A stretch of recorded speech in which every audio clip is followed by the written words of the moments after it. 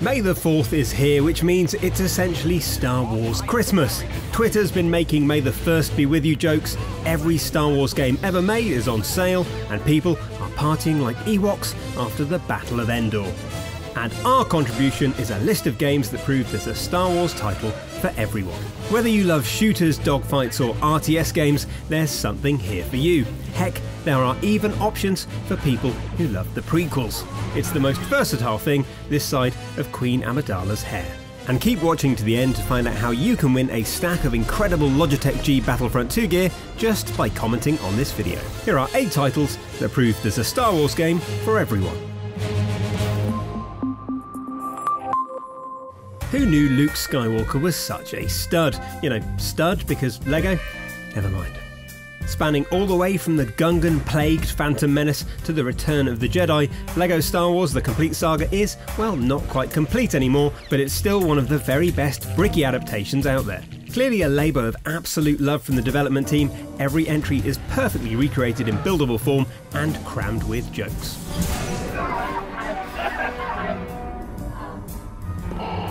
Long before the LEGO games started adding voices, the Complete Saga turned Star Wars into the ultimate playable silent movie, but with more Danish bricks and one very noisy Wookiee.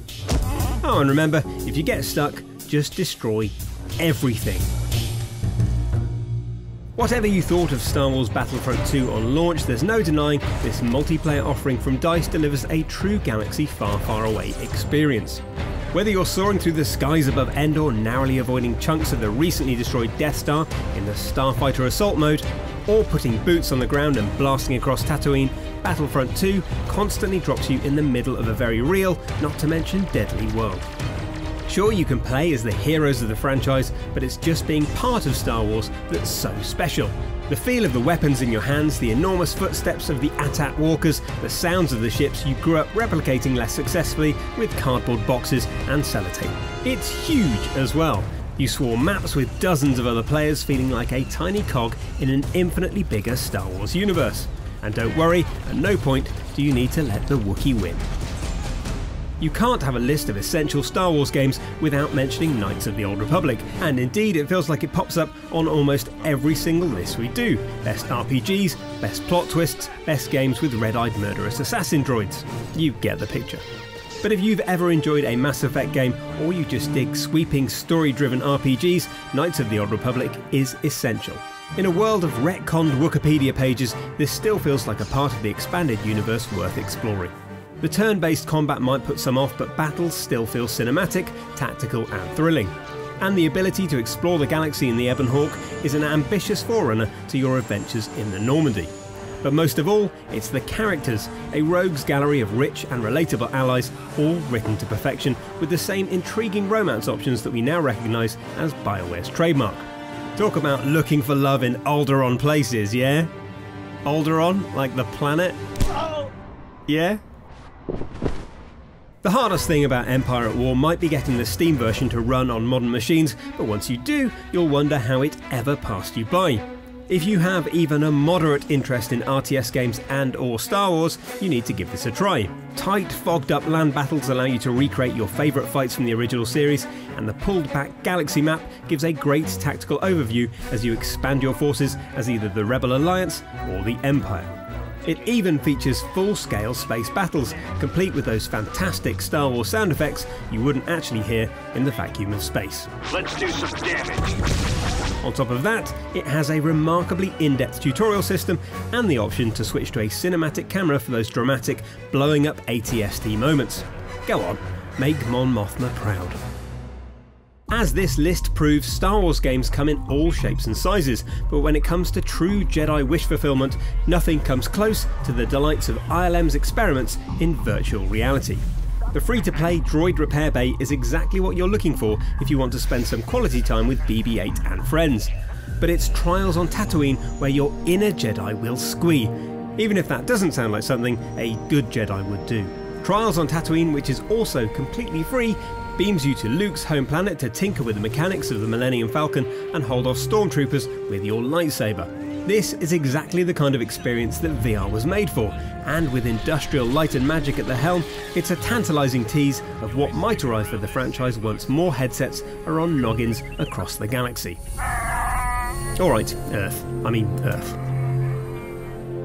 We could file this one under the heading of Star Wars games to play if you actually like the prequels, but if anything, Republic Commando is so good it'll make you like them even more.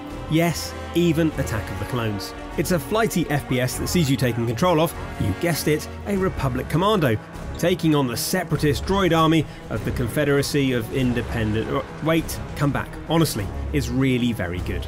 Thanks to some satisfying localised damage and the simple, smart implementation of a squad system, Republic Commando holds up incredibly well.